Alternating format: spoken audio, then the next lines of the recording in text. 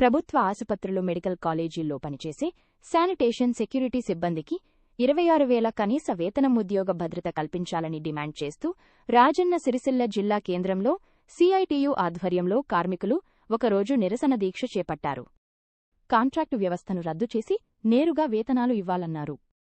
సమస్యలు పరిష్కరించుకుంటే June 30న Hyderabad Praja Bhavan ముట్టడిస్తామని CITU నాయకుడు కోడం రమణ హెచ్చరించారు.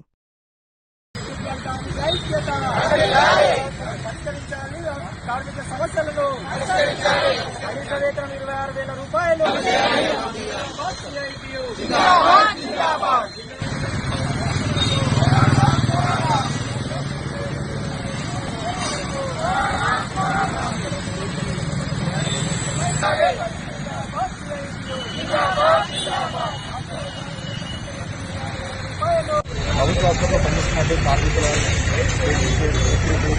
సూపర్లకు సమస్యల గురించి స్వయంగా కాంగ్రెస్ ప్రెసిడెంట్ రాహుల్ గాంధీ గారు గాంధీ హాస్పిటల్లో ఇక్కడ వివిధ సందర్భాల్లో పర్యటించి కూడా జీతాలు ఇస్తాం, లీక్ చేస్తాం,